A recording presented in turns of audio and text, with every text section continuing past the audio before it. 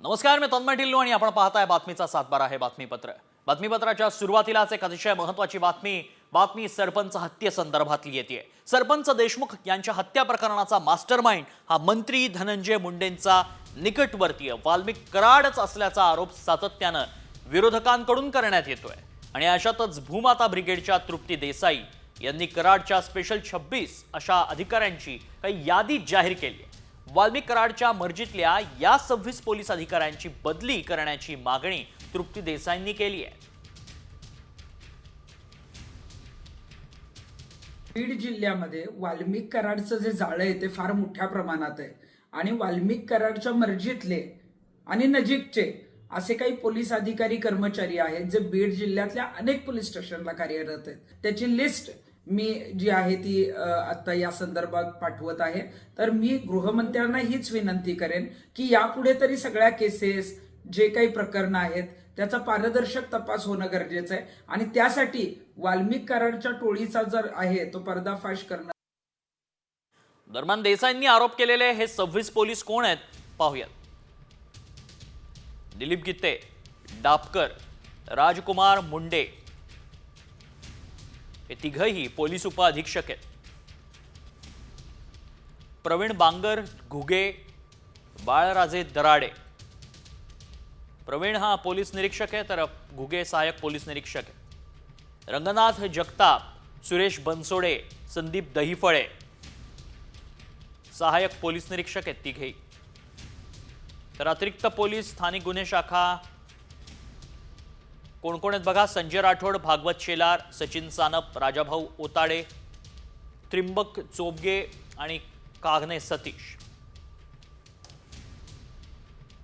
बांगर बाबासाहेब, विष्णू फड, शेख जमीर,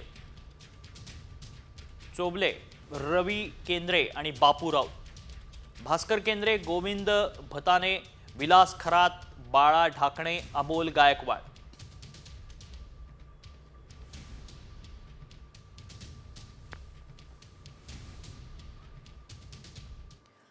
तर केवळ पोलिसांची चर्चा आहे असं नाही, दुसरीकडे सामाजिक कार्यकर्त्या अंजली दमानिया यांनी चक्क वाल्मिक कराडवर उपचार करणाऱ्या सिव्हिल सर्जन अशोक थोरात यांच्यावरही गंभीर आरोप केल्याचं आता पाहायला मिळालंय। अशोक थोरात यांचा आलिशान हॉटेल असल्याचा आरोप सामाजिक कार्यकर्त्या दमानिया करतायत। थोरात बीड रुग्णालयात सिव्हिल सर्जन आहेत, त्यांची चौकशी व्हायला हवी असं दमानियांनी आता म्हटलंय।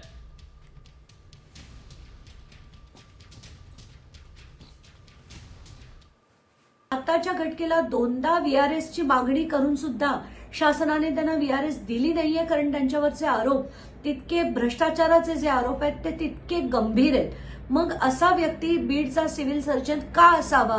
आणि जे आपण होताना दिसतंय, मला कुठे ना कुठे त्या PM पोस्टमॉर्टम जे केलं गेलंय संतोष देशमुख यांच्याबद्दल सुद्धा एक शंका आहे। आणि या सगळ्यांवर मी जेव्हा तपास करते तेव्हा मला ह्या अमुक गोष्टी दिसल्या, त्या जनतेपुढे आणाव्यात म्हणून मी ते ट्विट केलेलं आहे। दरम्यान दमानियांनी आरोप केलेले डॉक्टर अशोक थोरात कोण आहेत जाणून घेऊ। बीड जिल्हा रुग्णालयाचे जिल्हा शल्य चिकित्सक आहेत।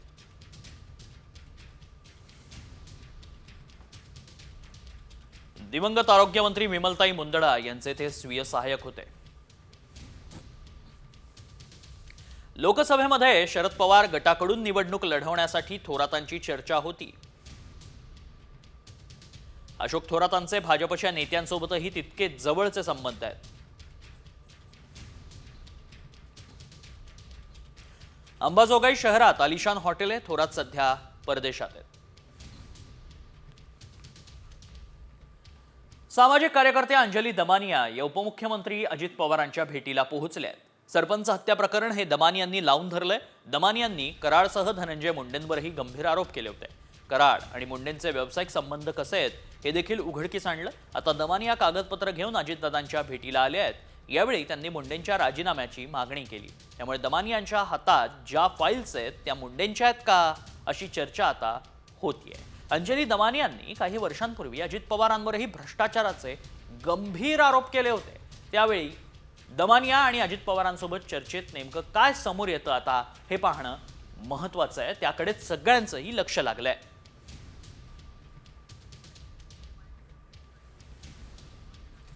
धनंजय मुंडे यांच्या राजीनाम्याची मागणी सगळ्याच स्तरावरनं होते. पण एवढं होऊन सुद्धा जेव्हा असं कळतंय की अजित पवार म्हणतात जोपर्यंत पुरावे मिळणार नाहीत तोपर्यंत राजीनामा घेतला जाणार नाही. ते सगळे पुरावे घेऊन मी आता अजित पवारांची वेळ मागितली आहे. हा काही भ्रष्टाचाराचा मुद्दा नाहीये, हा माणुसकीला काळिमा फासणार आहे. आणि असे जे मंत्री आहेत जे अशा गुन्हेगारांना संरक्षण देत आहेत त्यांना मंत्रिपदावर राहण्याचा हक्क नाहीये.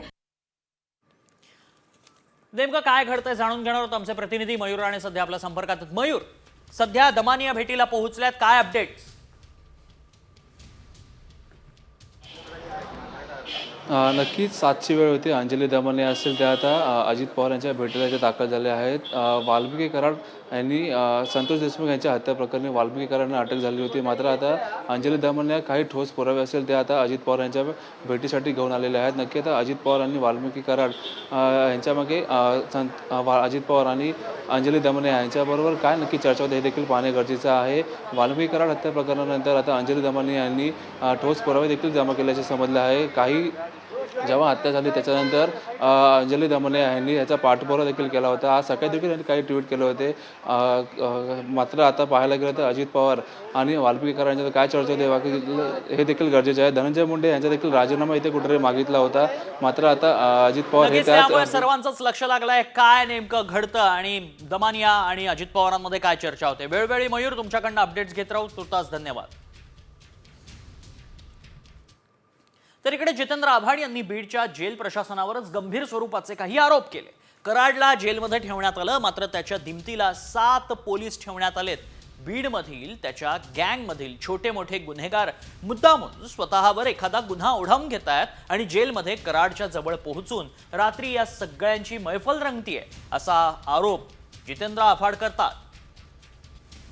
आव्हाडांनी जेल प्रशासनावर काय आरोप केलेत जाणून घेऊयात ग्राफिक्सच्या माध्यमातून. वाल्मिकी कराडला बीडच्या मध्यवर्ती कारागृहात ठेवण्यात आलं. बंदिवासात कराडच्या दिमतीला 7 हवालदार तैनात. कराडच्या गँगमधील गुन्हेगार मुद्दामून स्वतःवर गुन्हा ओढावून घेत आहेत. उलट पुढच्या बातमीकडे आता बातमी आहे सैफ हल्ल्यासंदर्भातली. सैफवरील हल्ला प्रकरणात आरोपी म्हणून ताब्यात घेतलेला आकाश कनोजिया आता चांगलाच अडचणीत सापडलाय. त्याची नोकरी गेली आहे आणि त्याचं लग्नही मोडलंय. मुंबई पोलिसांनी आयुष्य उद्ध्वस्त केल्याचा आरोप आकाशनं केलाय. नोकरी गेली आणि लग्नही मोडल्याचं आकाशनं सांगितलंय. आकाशनं साम टीव्हीशी खास बातचीत केली आणि आपली कैफियत मांडली आहे. घर वाले लोग ने मुझे बोला करके दोबारा यहाँ पे फ़ोन नहीं करना और हम लोग कोई रिश्ता रखेंगे नहीं तुम्हारे साथ में और ना हमारे को कोई रिश्ता रखना है अभी तुम्हारे साथ में ना कोई हम रिश्ता बनाएंगे अभी. आता आम्ही तुला कामावरती ठेवतात, कधी पोलीस आली कधी तुला घेऊन गेले कुठे पूछताछ बिछताछसाठी, तर म्हणजे आम्हाला तर जबाब द्यावा लागेल ना का ड्रायव्हर गेला कुठे गाडी सोडून. त्यासाठी त्या लोकांनी बोलला कर आता येऊ नको आमच्याकडे कामाला आकाश, तू दुसऱ्या आपला लाईफ तू बघून घे. माझं लग्न तुटला, माझं काम गेलं, माझा जॉब गेला, माझं नाव खराब झालंय. दरम्यान आकाश कनोजियाला मुंबई पोलिसांनी नोकरी मिळवून द्यावी असं आता वैद्यकीय शिक्षण मंत्री हसन मुश्रीफांनीही म्हटलंय. संदर्भात एका मुलाला अटक करण्यात आली होती संशयित म्हणून, मग नंतर त्याला सोडून दिलं मुंबई पोलिसांनी. पण त्या मुलाची नोकरी गेली आहे, त्या मुलाचं लग्न मोडलेलं आहे. तर मुंबई पोलिसांनी मला उद्ध्वस्त केलं अशा पद्धतीच्या प्रतिक्रिया त्याच्या आल्या. काय सांगू? नाही, असं असेल तर चुकीचं आहे. पोलिसांनी आता पुन्हा त्याची नोकरी विक्री मिळवण्याचा प्रयत्न पोलिसांनी केला पाहिजे. आता बातमी पुण्यातनं येते कारण जीबी सिंड्रोमनं खरंच आता टेन्शन वाढवलंय. कारण जीबी सिंड्रोमच्या रुग्णांचा आकडा 100 पार पोहोचलाय. पुण्यातल्या रुग्णांमध्ये सातत्यानं वाढ होताना पाहायला मिळतेय. आठवड्याभरात पुण्यातल्या रुग्णांची संख्या आता 101 वर पोहोचली आहे. एकाच दिवसात पुण्यात 28 रुग्णांची नोंद झाली आहे. यातल्या 16 जणांची प्रकृती अतिशय चिंताजनक असून ते व्हेंटिलेटरवर आहेत. दरम्यान आरोग्यमंत्री प्रकाश आंबेडकरांनी ससून रुग्णालयात जाऊन जीबीएस रुग्णांची भेट घेतली. एखादा दुर्दैवानं ज्यांची प्रतिकारशक्ती कमी असते, नेहमीच सगळ्याच आजारामध्ये ते आपण सगळे अनुभवतोय की प्रतिकारशक्ती कमी असल्यानंतर पटदिशी त्या पेशंट्सला सगळ्या वेंटीवरती जावं लागतंय. एवढा एकच जर काही संदर्भ सोडला तर बाकी सगळे पेशंट्स दुरुस्त होत आहेत. पुणे महानगरपालिकेच्या क्षेत्रातल्या सर्व नागरिकांनी या सर्व गोष्टींची काळजी घ्यावी. पाणी उकळून पिणं आणि स्वच्छ पाण्यासाठी आपण सगळ्यांनीच काळजी घेणे, या दोन गोष्टींचा अत्यंत चांगल्या पद्धतीने वापर करूया आणि जीबीएस सिंड्रोमला अतिशय चांगल्या पद्धतीने हद्दपार करूया, असाच आजच्या या बैठकीचा आणि आपल्या सर्वांना बोलण्याचा उद्देश आहे.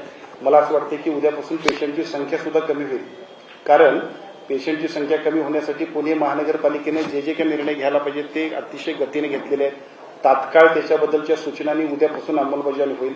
सर्व नागरिकांच्या मध्ये आवश्यक असणारा अवेअरनेससाठी सुद्धा त्यांचे अतिशय चांगल्या पद्धतीने कॅम्प चालले आणि आता सुद्धा सन्माननीय आयुक्त पुणे आणि त्याचबरोबर जिल्हाधिकारी आणि तिन्ही आयुक्तांनी जिल्हा परिषदेचे सीओ या सगळ्यांनी ज्या काही सूचना दिल्यात आमच्या डायरेक्टर आरोग्य यांच्याबरोबर, त्या सगळ्यांचा अंमल राज्य शासनाच्या सर्व यंत्रणा अत्यंत चांगल्या पद्धतीने पाळतील आणि उद्यापासून याच्यामध्ये खूप चांगल्या पद्धतीचा फरक होईल.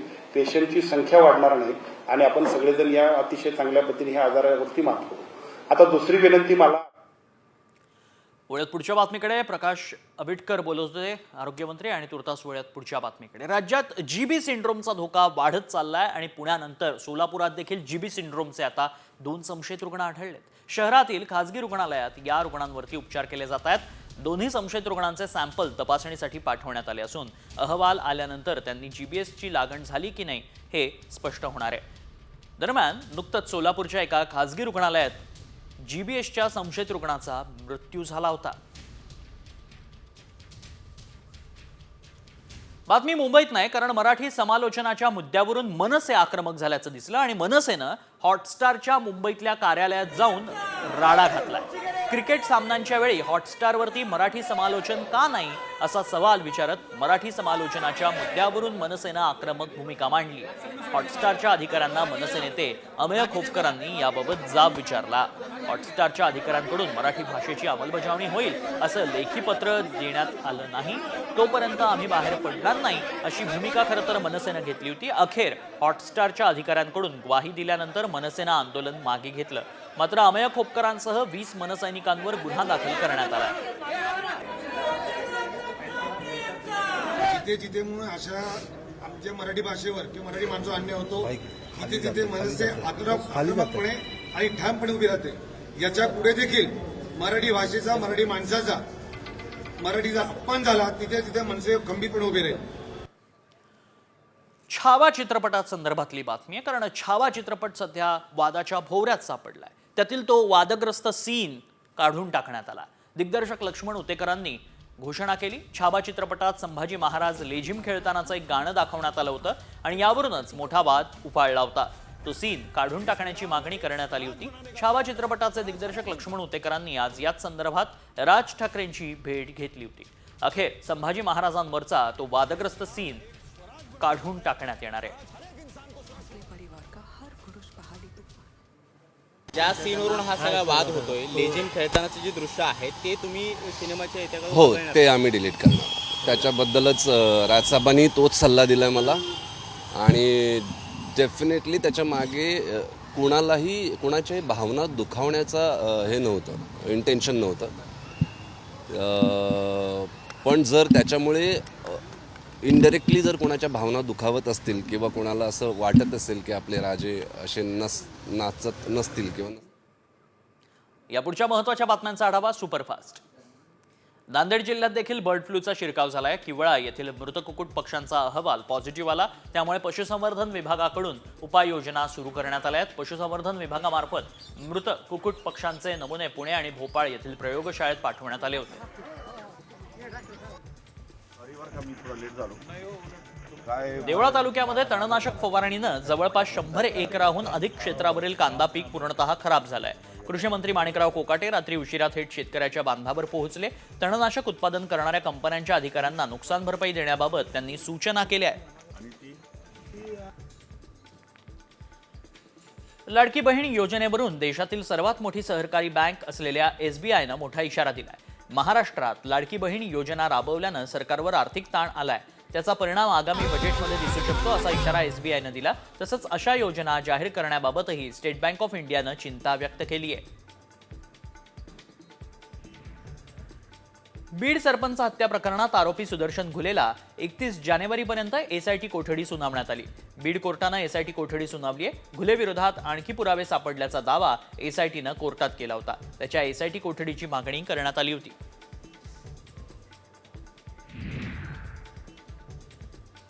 एसआयटी आता विष्णू चाटेच्या मोबाईलचा शोध घेतेय. चाटेनं स्वतःचा मोबाईल कुठेतरी बाहेर फेकून दिला, त्यामुळे सुदर्शन घुले आणि त्यांच्यामधील काय संवाद झाला हे तपासायचं, अशी माहिती सुरेश धस यांनी दिली. त्यामुळे आता जेलमध्ये असलेल्या विष्णू चाटेच्याही अडचणी आणखीनच वाढणार आहेत. महादेव मुंडेंच्या कुटुंबियांनी तपास अधिकारी अनिल चोरमलेंची भेट घेतली आहे. यावेळी सखोल तपासाचं आश्वासन दिल्याची माहिती कुटुंबियांनी दिली. महादेव मुंडेंच्या खुनाचा तपास परळी पोलिसांकडून अंबाजोगाई पोलिसांकडे वर्ग करण्यात आलाय. ऑक्टोबर 2023 मध्ये महादेव मुंडेंची हत्या करण्यात आली होती. अंतरवाली सराटीतील 2 उपोषणकर्त्यांची तब्येत खालावली आहे. त्यांना पुढील उपचारासाठी उपजिल्हा रुग्णालयात अंबड इथं हलवण्यात आलंय. अंतरवाली सराटीमध्ये मराठा आरक्षणासाठी आमरण उपोषण सुरू आहे. उपोषणाला बसलेल्या उपोषणकर्त्यांची तब्येत खालावल्यानं चिंता व्यक्त केली जाते. अंतरवालीत येण्यासाठी कोणालाच नाही, आम्ही खुनशी किंवा जातीयवादी नसल्याचं प्रत्युत्तर जरांगेंनी पंकजा मुंडेंना दिलंय. जरांगेंनी सकारात्मक प्रतिसाद दिल्यास आंदोलन स्थळी जाऊन भेट घेऊ आणि त्यांच्याशी चर्चा करू, अशी प्रतिक्रिया पंकजा मुंडेंनी काल दिली होती. त्यालाच आता जरांगेंनीही उत्तर दिलंय. रायगडच्या पालकमंत्री पदाचा मुद्दा आता चांगलाच तापलाय. शिवसेनेचे आमदार आणि अजित पवारांची राष्ट्रवादी यांच्यात जोरदार जुंपली आहे. सुनील तटकरेंचे व्हिडिओ बाहेर काढले तर त्यांना राज्यात फिरणं मुश्किल होईल, असा इशारा शिवसेनेचे आमदार महेंद्र दळवींनी दिलाय. रायगडच्या पालकमंत्री पदावरून तटकरे आणि गोगावलेंमध्येच वाद सुरू झालेत. शाब्दिक युद्ध थांबताना दिसत नाही. लोकसभा निवडणुकीमध्ये चुकीचं वागलो असेल तर मंत्रिपदाचा राजीनामा देतो, असं गोगावले म्हणाले. आमची एकतरी चूक दाखवून द्यावी, असं आव्हान गोगावलेंनी तटकरेंना दिलंय. वाशिमच्या पालकमंत्री पदावरून मी नाराज नाही, केवळ माझ्या भावना उपमुख्यमंत्री अजित पवारांकडे व्यक्त केल्याचं मंत्री हसन मुश्रीफ यांनी म्हटलंय. तसंच पालकमंत्री बदलाबाबतची कोणतीही चर्चा माझ्यापर्यंत तरी नाही, असं मुश्रीफांनी स्पष्ट केलं. भाजपला राज्यातच नाही तर देशातही पक्ष फोडण्याची चटक लागल्याची टीका संजय राऊतांनी केली आहे. ज्याप्रमाणे मूळ शिवसेना आणि राष्ट्रवादी काँग्रेस पक्ष फोडला, तसाच शिंदेंचा आणि अजित पवारांचा पक्ष भाजप फोडेल, असा दावा राऊतांनी केलाय. शिवसेना ठाकरे गटाला मोठा धक्का बसलाय. शिवसेना उपनेते आणि महिला विभाग संघटक राजूल पटेल यांनी शिवबंधन तोडत शिवसेना शिंदे गटात प्रवेश केलाय. उपमुख्यमंत्री एकनाथ शिंदेंच्या उपस्थितीमध्ये हा पक्षप्रवेश पार पडला. विधानसभेला उमेदवारी नाकारल्यानं राजूल पटेल नाराज होत्या. शिंदे गटाच्या शहाजी बापू पाटलांनी मोठा खुलासा केलाय. उद्धव ठाकरे, आदित्य ठाकरे आणि संजय राऊत अशी तिघांचीच शिवसेना राहणार आहे. तसंच ठाकरे गटाचे आमदार खासदार लवकरच शिंदे साहेब यांच्यासोबत येणार असल्याचा दावा शहाजी पाटलांनी केलाय. मुंबई पालिका निवडणुकांच्या पार्श्वभूमीवर खासदार सुप्रिया सुळेंनी कार्यकर्ते आणि पदाधिकाऱ्यांना कामाला लागण्याच्या सूचना केल्या. तसंच प्रत्येक वॉर्डला एका नेत्याला पालकनेता नियुक्त केला जाईल, तर मुंबईतील ताकद असलेल्या तालुक्यात निरीक्षक नेमला जाणार आहे. सोलापूरमध्ये राष्ट्रवादी शरद पवार गटाला मोठा धक्का बसलाय. शरद पवार गटाचे ओबीसी नेते रमेश बारस्कर शिवसेना शिंदे गटाच्या वाटेवर आहेत. बारस्करांनी शिंदेंची 3 वेळा भेट घेतली आहे. उपमुख्यमंत्री शिंदेंच्या उपस्थितीमध्ये लवकरच ते आपल्या समर्थकांसह शिंदे गटात प्रवेश करण्याची शक्यता वर्तवली जाते. उद्धव ठाकरेंची देवेंद्र फडणवीसांसोबत छुपी रणनीती असल्याचा खळबळजनक दावा रवी राणा करतात. उद्धव ठाकरेंनी फडणवीसांचं नेतृत्व स्वीकारलंय, आता नरेंद्र मोदींचंही नेतृत्व स्वीकारतील, असं भाकीत राणांनी केलंय.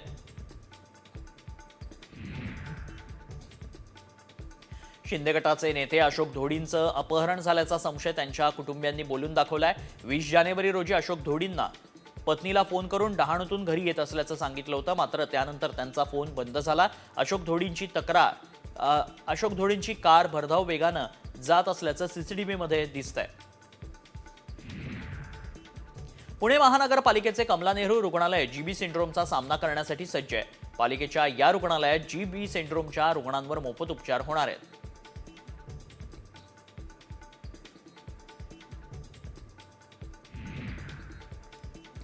एसटी भाडेवाढीचा निर्णय परिवहन मंत्री प्रताप सरनाईकांना माहितीच नव्हता. मुख्यमंत्री उपमुख्यमंत्र्यांनी एसटी भाडेवाढीचा निर्णय घेतल्याचं प्रताप सरनाईकांनी म्हटलंय. साम टीव्हीला सरनाईकांनी एक्सक्लुझिव्ह माहिती दिली.